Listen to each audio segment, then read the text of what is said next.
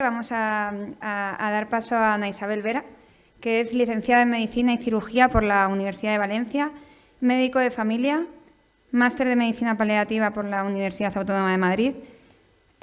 Ha trabajado hasta 2002 como médico de urgencias hospitalarias y en esta fecha comienza a trabajar en cuidados paliativos para la Asociación Española contra el Cáncer. Además, desde 2008 también trabaja para el SESCAM como coordinadora. Y además, realiza actividad docente para formación. Así que nada, Ana, estamos deseando escucharte todo lo que tienes que decirnos sobre cuidados paliativos y morir con dignidad, que es la siguiente ponencia. Gracias, Ana.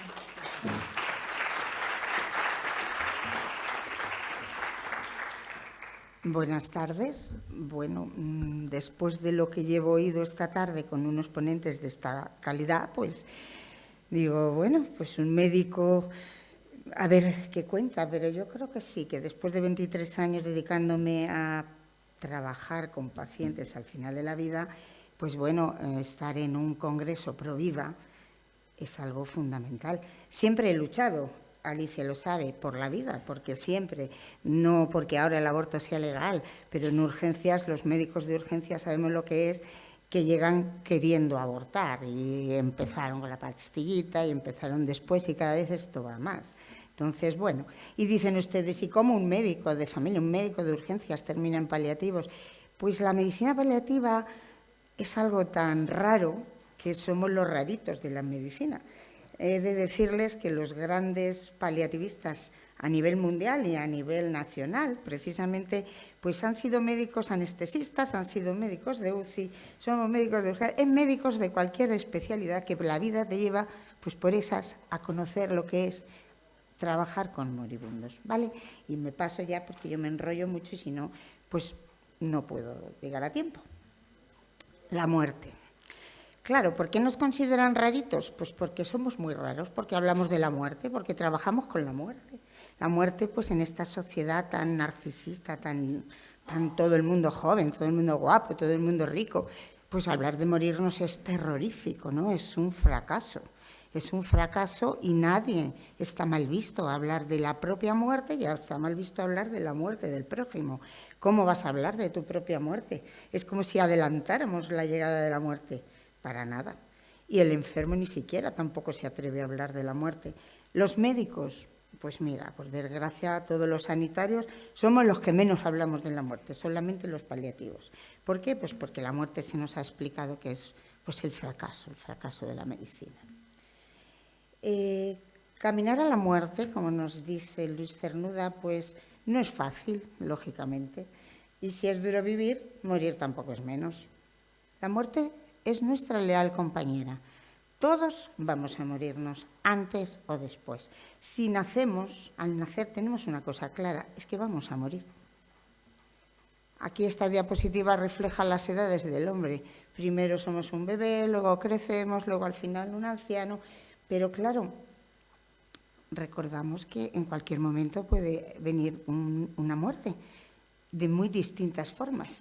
Puede venir en niños pequeñitos, puede venir la muerte del lactante, que todas las que hemos tenido hijos, era el miedo más pavoroso que teníamos.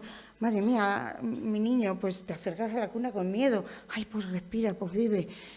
Pues luego cuando son pequeñitos eso también es una muerte inesperada porque a veces tienen accidentes con la bici, que se caen, que esto, que el otro. Cuando son más mayores, pues ¿para qué te cuento? Cuando nuestros hijos son adolescentes y salen, cuando se compran la moto, cuando les compras el coche, pues está siempre que la muerte puede estar en cualquier momento.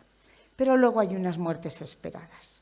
Hay niños que, bueno, como estamos viendo aquí en este congreso, que me está encantando, hay niños pues que vienen mal.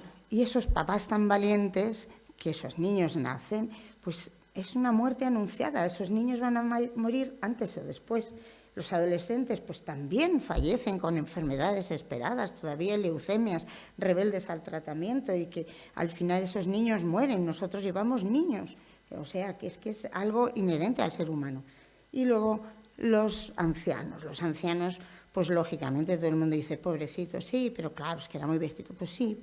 Pero la muerte se rodea de tristeza y de dramatismo, tengas la edad que tengas, porque siempre eres el hijo, la madre, la esposa, la abuela. La muerte es triste siempre. El nacimiento, pues claro, es un proceso natural, es un proceso que parece muy bonito, se rodea de condiciones socioculturales en cada uno diferente, a veces niños deseados, otras niños no deseados, y hay una cosa siempre común. Lo común es que es algo que hacemos en solitario. Tú vienes a este mundo solo, aunque alrededor esté el médico, la matrona, el pediatra o en casa esté toda la familia, es un proceso que se hace solo. Y otra cosa, se hace una sola vez, solo nacemos una sola vez. Igual que esto, cuando nos morimos en soledad, porque nadie se viene con nosotros, tú te mueres y te mueres. Y te tienes que morir, pues los paliativos luchamos porque sea lo mejor posible, porque es otro proceso que se hace una única vez en la vida.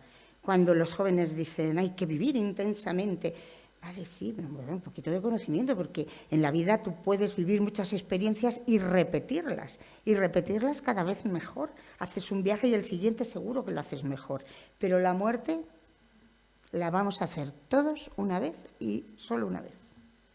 Séneca nos decía ya que una misma suerte encadena a todos. Quien le ha tocado nacer, le resta luego morir. Y he querido traer aquí, como no, a la gran doctora Elizabeth Kubler-Ross, un referente para la medicina paliativa y para todas las personas que trabajamos al final de la vida. Esta mujer, pues claro, ella era psiquiatra, una psiquiatra, pero ya ves tú que era de origen nació en Suiza, pero vivió toda su carrera profesional fue en Estados Unidos porque se casó con un americano. Y luego, de ser psiquiatra, se dedicó a los enfermos al final de la vida. Les recomiendo que lean algo de sus numerosos libros. Nosotros en paliativos siempre los recomendamos a las familias, cuidadores, etcétera. Nos dice que la experiencia de la muerte es general, independientemente del origen del paciente que va a morir. Es independiente de la edad, del nivel socioeconómico. Se mueren los ricos y se mueren los pobres, afortunadamente. Todos nos morimos, puesto que se trata de un acontecimiento humano, ¿vale? De la misma manera que es natural el proceso de nacer, es natural la experiencia de la muerte. ¿Qué hay que hacer? Pues hay que incorporar la muerte a la vida, ¿vale? Y dejar de considerar a la medicina como algo que solamente está para curar. La medicina está para muchas cosas más que solo curar. La sociedad ignora la muerte. Esta sociedad actual es una sociedad que tiene una muerte escamoteada. Ay, como los niños van a ver al abuelo que ha muerto. Al tanatorio no bajamos al niño. Ay, es que igual que era un trauma. Mentira. Morir con dignidad. He querido poner este título porque hablar de la muerte al final de la vida es también defender el valor de la vida humana. ¿Y cómo se defiende el valor de la vida humana? Pues el valor de la vida humana no hay más forma de defenderlo que saber lo que es la dignidad, ¿vale? Se habla pues también eso del derecho de las personas a morir, no sé cuántos. Pues el valor de la vida es importantísimo, tengas la edad que tengas, y el valor de morir dignamente es muy importante. Con lo cual, la palabra dignidad, que ya se ha oído en otras de las conferencias anteriores a la mía, es una cualidad que es intrínseca en cada persona, intrínseca en cada ser humano y que se mantiene hasta el proceso de morir. Hace valor, se refiere a los valores de cada persona con la autonomía, con la libertad del ser humano. Entonces, de eso deducimos que el concepto de morir dignamente no es universal para todos, ¿vale? Porque puede variar de unas personas a otras. El doctor González Barón nos dice que algunas personas desean para su muerte la posibilidad de mantener la conciencia hasta el final, estar totalmente despiertos. Pero otros, en cambio, prefieren morir dormidos para evitar el sufrimiento. Vale. La dignidad de la muerte, esto nos dice el doctor Jacinto Bátiz, que la dignidad de la muerte radica en el modo de que la afrontamos. Por eso, en realidad, no sería apropiado hablar de muerte digna. Hay que hablar de personas que afrontan la muerte con dignidad. Ven el concepto que nos quiere equivocar y que nos quieren dirigir a sitios que no son correctos. A ver, el dolor y la muerte no son unos criterios para medir la dignidad de una persona. Me están diciendo con esto que una persona, el dolor es un síntoma. El dolor es un síntoma que para eso hemos estudiado medicina y otros han estudiado farmacia para que dispongamos de un arsenal de medicamentos suficientes para controlar el dolor. No podemos decir que eso hace indigna a una persona. La muerte tampoco, ¿de acuerdo?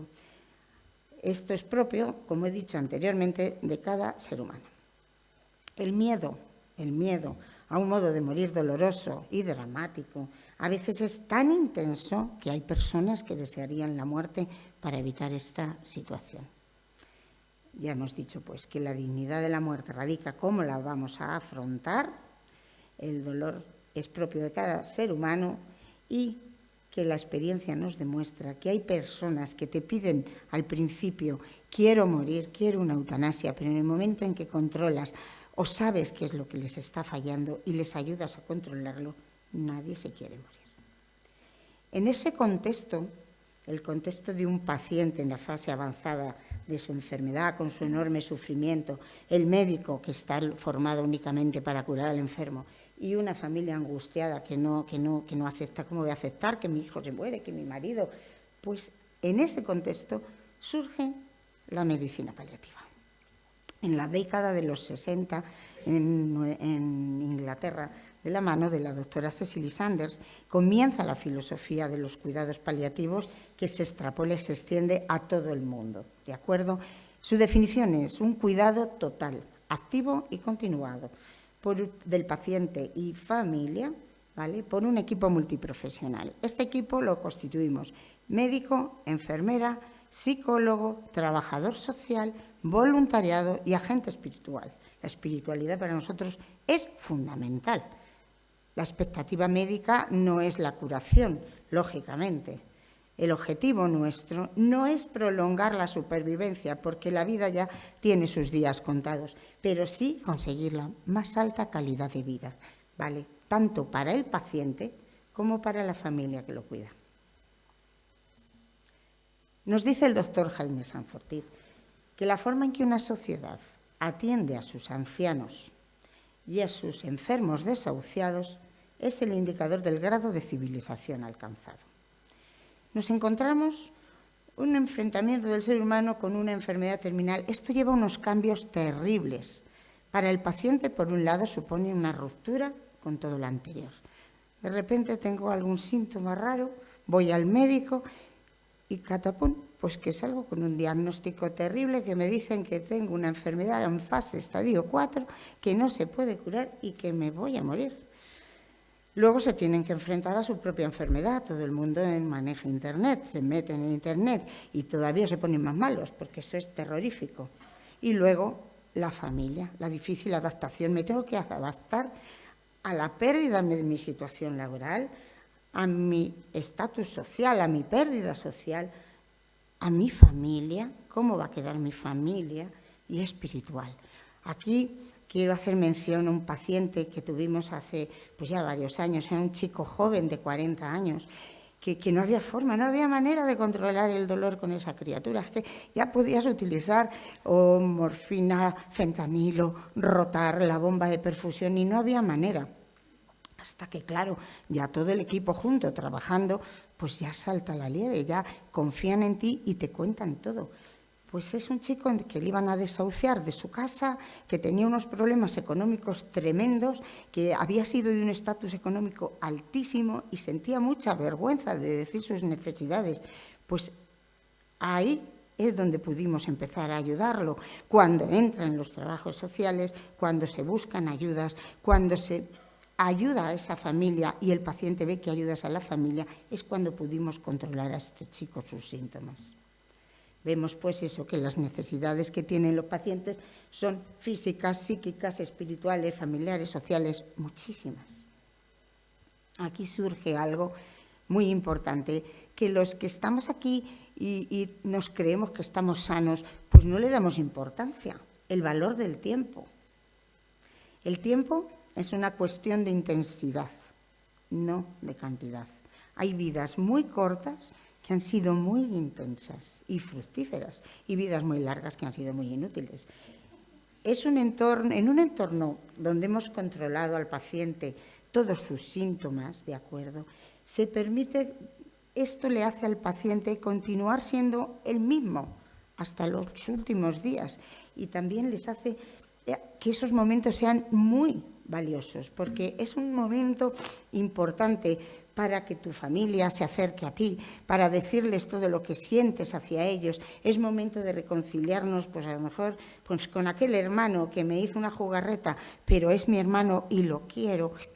Y es un tiempo muy, muy, muy precioso que, claro, no se puede disfrutar si estoy con un dolor que no lo soporto. Primero controlemos los síntomas y luego ya todo lo demás vendrá.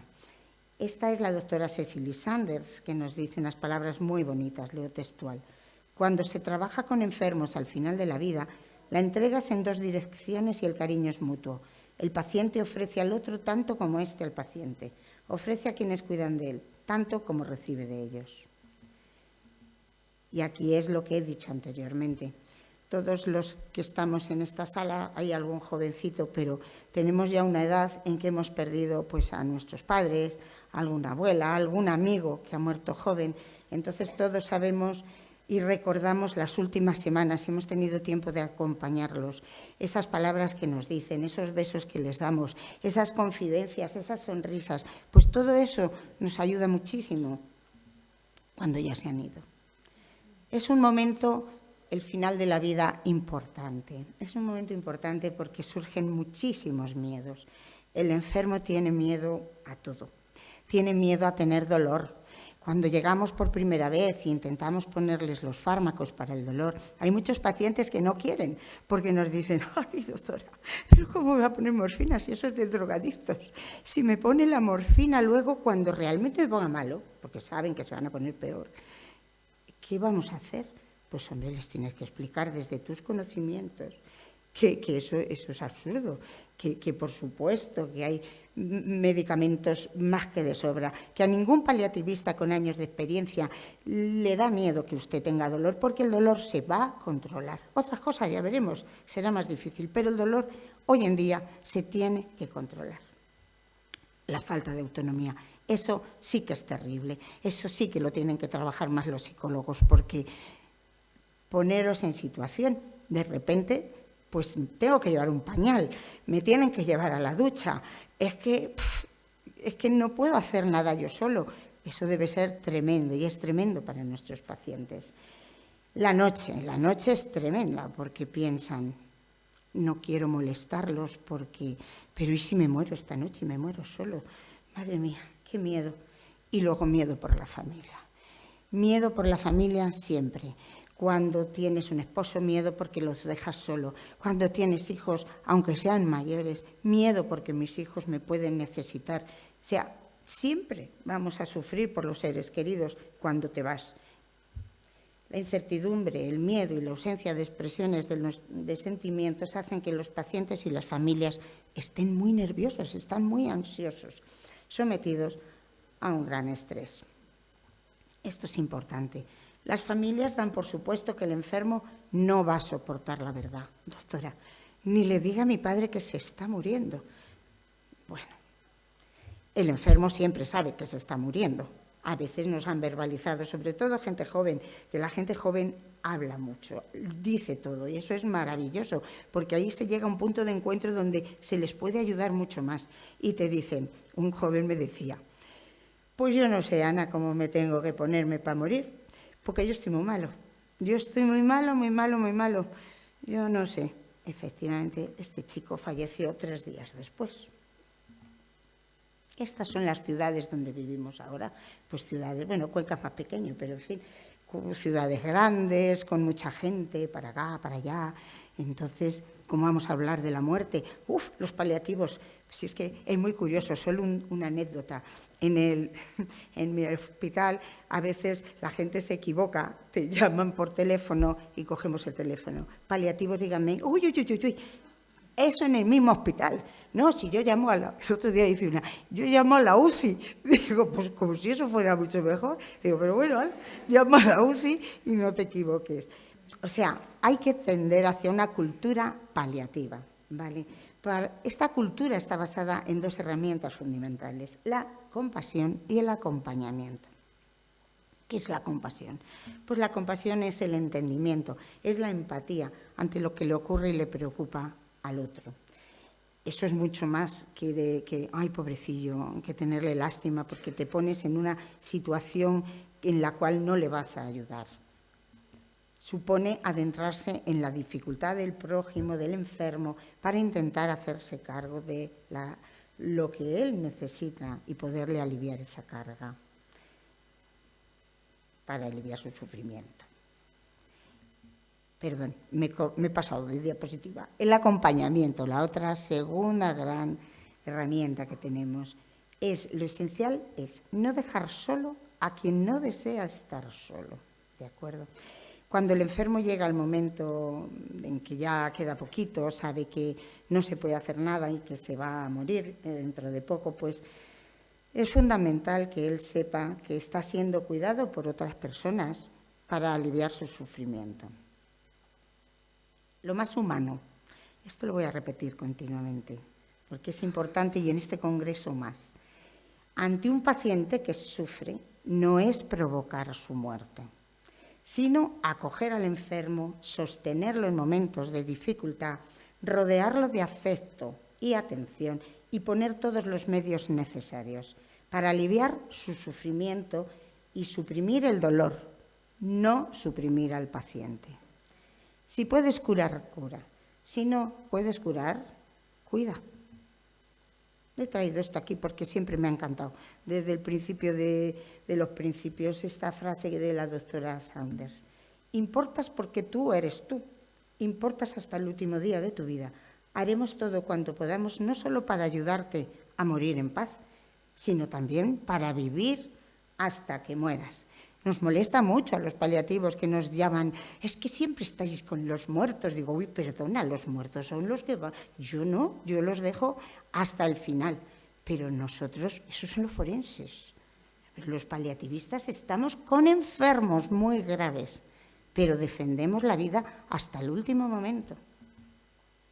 Y por eso traigo esto aquí.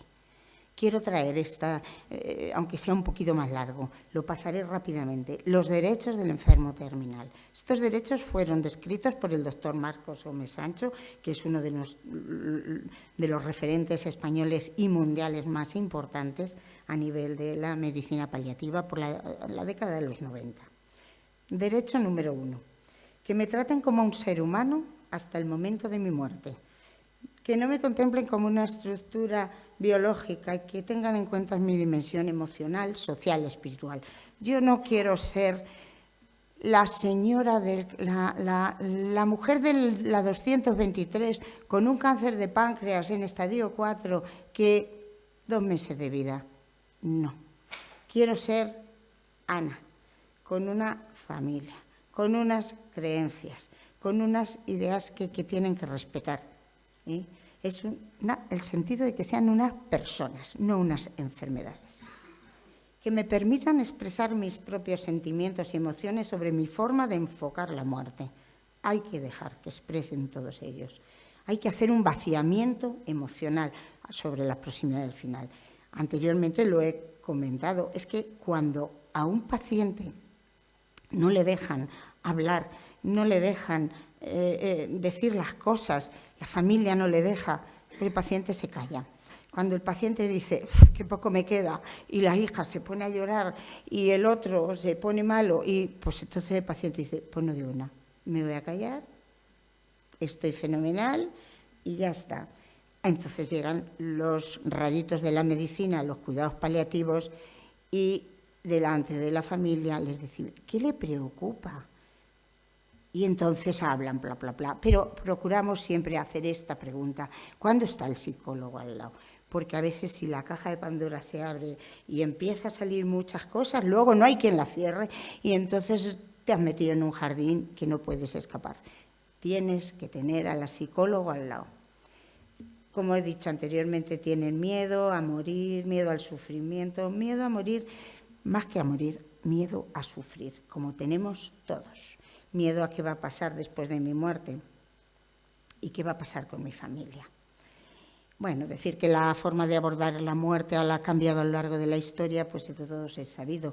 Antiguamente, pues todas las casas tenían al abuelito, que el abuelito se ponía malo, se moría, se les velaba en el domicilio y todos los niños veían muy normal que se muriera alguien. Ahora no, ahora los tanatorios, si os dais cuenta, todos están lejísimos, incluso en los hospitales. Es que a veces te cuesta saber dónde está la morgue, dónde se bajan los... Bueno, para qué decir la que se lió en el COVID, que por favor, como íbamos a la población, vamos a encerrarla, que no vean, que no sepan, que hay que ser happy flower, hay que ser muy felices. La muerte no, nunca, jamás. Bueno, el miedo a morir es natural. ¿Por qué? Pues muy sencillo, porque el ser humano está orientado hacia la felicidad y entonces la muerte, pues para todos también nos da miedo porque es una ruptura con todo. Hasta Jesús de Nazaret, en el huerto de los Olivos, experimentó miedo y angustia ante la inminencia de su pasión y muerte y le dijo a los apóstoles: mi alma está triste hasta la muerte, quedaos aquí y velad conmigo. Número 3. Que me permitan participar en las decisiones que incumben a mi cuidado. Quien se va a morir soy yo y quien está sufriendo soy yo. Esto es muy importante y esto está regulado legalmente en nuestro país, gracias a Dios. Para que tengan en cuenta nuestras opiniones llegado el momento final, pues hay que dejar por escrito cómo deseamos que nos cuiden al final de nuestra vida. Esta actitud ya está normalizada. No hay que olvidar eso, que todos nos vamos a morir y la importancia que tiene de que digamos cómo. Es importante, es fundamental que hagamos documento de voluntades anticipadas o testamento vital. En los hospitales hasta hace muy poquito era muy farragoso hacer los documentos de voluntades anticipadas, que si aquí registrarlo allá, ahora he de decir que en los últimos años, al menos en Castilla-La Mancha, es muy fácil hacer los documentos de voluntades anticipadas. También decir que es algo fundamental, es fundamental. ¿Por qué? Pues porque nos soluciona muchísimo a todos los médicos que atendemos a enfermos en esta situación. Cuando vienen los residentes, los jovencitos al equipo, lo primero que les enseño es en el formulario en el que escribimos las historias clínicas, dónde buscar los documentos de voluntades anticipadas. He de decir que en estos 23 años que llevo con los enfermos terminales, sí que cada vez más los enfermos tienen documento de voluntades, principalmente los enfermos neurológicos, las enfermedades neurodegenerativas, pues es algo fundamental tener un documento de voluntades anticipadas. Decirles aquí el caso de otro compañero, ella era la compañera del hospital, era un administrativo del servicio, pues su esposo con 50 años era un catedrático de matemáticas, trabajaba en un instituto, fenomenal, un chico sano. De repente empezó pues, a tener síntomas, se le diagnostica una ELA vulvar, rapidísima evolución, y él ya estaba legislada la eutanasia. Lo primero que quiere es que se le eutanasie, hacer los documentos para eutanasia. La esposa era una chica, y es una chica muy religiosa, ella lo llevaba fatal, era un matrimonio muy, muy, muy bien avenido, se querían un montón, y le dice... Bueno, ya empieza nuestra psicóloga a trabajar con él y le dice, por favor, vamos a hacer unas voluntades anticipadas y deja que vengan los cuidados paliativos, deja que te van a ayudar. Hizo un documento precioso donde dijo, no quiero sondas, no quiero respiración mecánica, no quiero cuidados paliativos, quiero sedación en mi casa y quiero morirme en mi domicilio. Pues afortunadamente...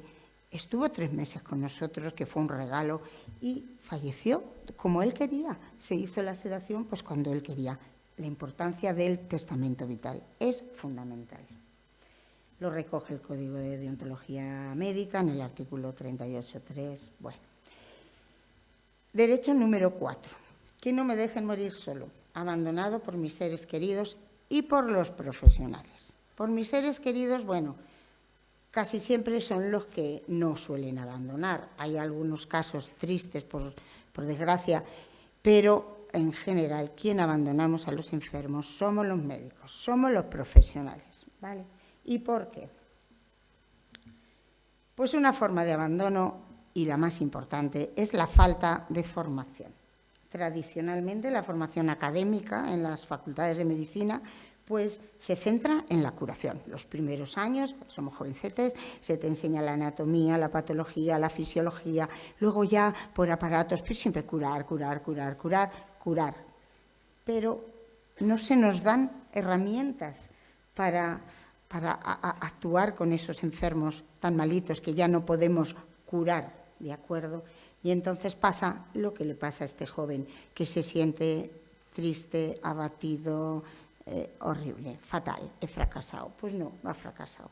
Ahora, afortunadamente, decir que la mayoría de las universidades, quedarán muy poquitas en el país, sí que consideran la asignatura de cuidados paliativos.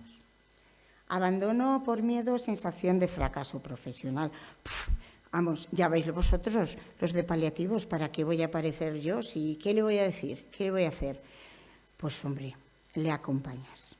Las familias, lo que pone aquí en la diapositiva, lo que más desean en estos momentos, cuando ya saben que no se puede hacer nada, es que estén presentes esos profesionales.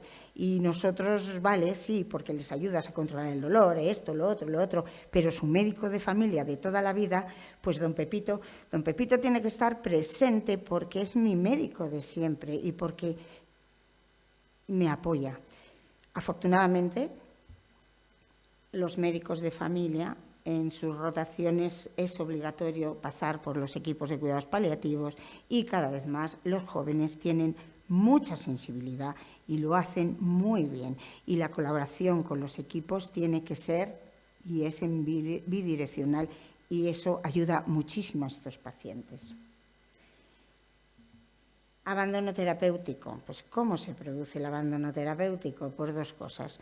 Pues una, porque da miedo o falta de formación en el manejo de los medicamentos que pueden controlar los síntomas. Ahí no lo pongo la morfina, qué miedo. Es que si la pongo y el paciente se muere o tiene una parada respiratoria, pues no la pongo. Eso es un abandono terapéutico. Y luego la excesiva intervención tecnológica. Pues le voy a... Mira, es que a ver si todavía, por desgracia, hay enfermos oncológicos en estadio avanzado que mueren en la UBI, como aquí este pobre hombre, lleno de aparatos, tubos y demás. Eso, el abandono y la obstinación terapéutica, son los dos extremos de la mala praxis médica al final de la vida. Y es una grave vulneración del Código de Deontología Médica. Número 5, que mis preguntas sean respondidas con sinceridad y que no me engañen.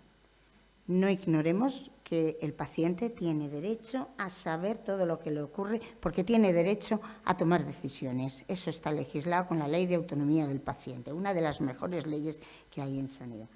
Hay que comunicarle la verdad, pero una verdad que el paciente puede asumir, que el paciente puede aceptar y que el paciente puede comprender. Hay que procurar saber, lógicamente, qué conoce de la enfermedad, porque hay que explicárselo sin hacerle más daño.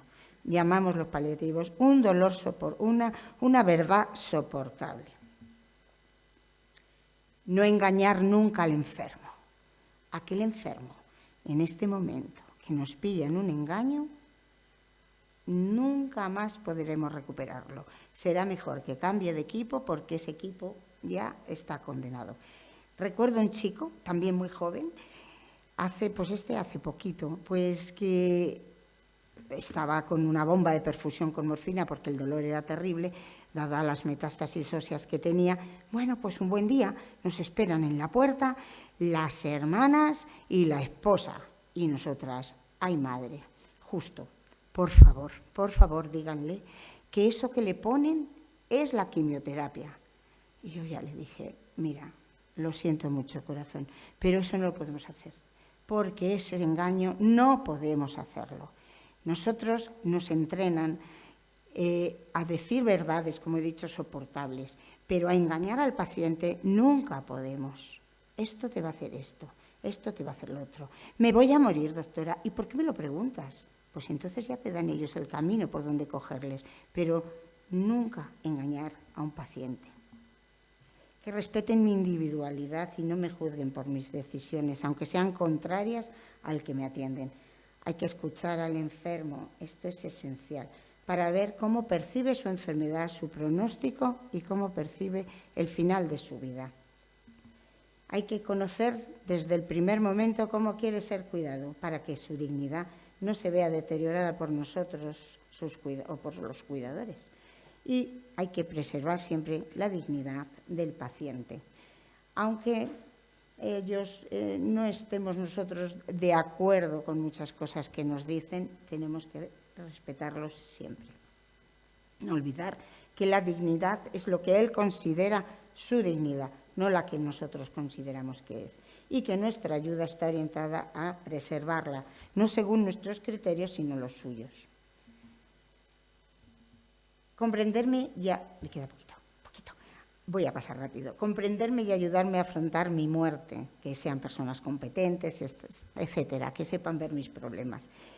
Que quien me cuide sean personas preparadas y que me cuiden como les gustaría que a ellos les cuidaran. Por eso siempre es un equipo interdisciplinar. Esta es una fotografía de las compañeras cuando éramos solo 2 médicos, 2 enfermeras y un psicólogo. Ahora hemos crecido un poquito y más que deberíamos de crecer. Que la muerte sea digna en el lugar que yo quiera, pero siempre con un equipo de cuidados paliativos. El enfermo es el que tiene que elegir. ¿Tú quién eres para decidir dónde me quiero morir? ¿Y si me quiero morir en mi casa? Yo quiero morirme en mi casa con cuidados paliativos, pero ¿y si me quiero morir en el hospital? Como mi amiga Marisa, que falleció hace 3 meses y que la llevábamos y todo, madre mía, le tengo que poner más midazolam y si esta se me muere. Pero ella quería estar hasta el final en su casa, pero la sedación última, hacerla en el hospital. Y pudimos hacerlo. Marisa, ya no podemos más. Tenemos que irnos al hospital. No, quería que su familia recordara su muerte en el domicilio. Pues eso también hay que respetarlo, por supuesto. Al enfermo llega un momento en que no sabe si está en el domicilio o está en el otro sitio. Y que no precipiten deliberadamente mi muerte. Que no precipiten mi muerte, pero que tampoco alarguen mi agonía. ¿De acuerdo? ¿Cómo se alarga la agonía? Pues con excesivos tratamientos inútiles en esos momentos del final de la vida. Hay que hacer una limitación al esfuerzo terapéutico. Y ya voy terminando porque estoy metiéndome fuera de tiempo. Todos queremos morir tranquilos, queremos morir sin dolor, sin sufrimiento físico, sin sufrimiento psicológico, y eso se puede hacer al final de la vida cuando no podemos controlar el dolor, lo que llamamos un síntoma reactivo, es un síntoma refractario, un síntoma que a veces no es el dolor, a veces es que el paciente tiene un tal desasosiego y tal sufrimiento que no hay que bajar el nivel de conciencia y hay que hacer una sedación paliativa. Pero esa sedación paliativa se hace poquito a poquito, bajando la conciencia del paciente. Y se puede hacer en el domicilio, nosotros lo hacemos en el domicilio. El 90% de mis pacientes fallecen en su casa. ¿Cómo? Con estos artilugios, una palomilla subcutánea, una bomba, y el paciente muere donde quiere morirse.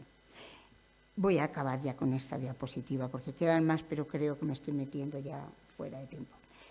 Si consideráis que vuestra ciencia médica necesita de la eutanasia para eliminar el sufrimiento de las personas, no lo dudéis, formaros en cuidados paliativos. Ayudar a adelantar la muerte a quien sufre no es hacerse cargo del sufriente, sino es eliminar su vida para eliminar su sufrimiento. Hay que ayudarle, no eliminar al sufriente, ¿de acuerdo? Bueno, y cuidar a la familia, como ya he dicho anteriormente, hay que ayudar a la familia con nuestros psicólogos, que el paciente sepa que lo vamos a atender cuando muera para hacer un duelo correcto. Eso deja al paciente también mucho más tranquilo.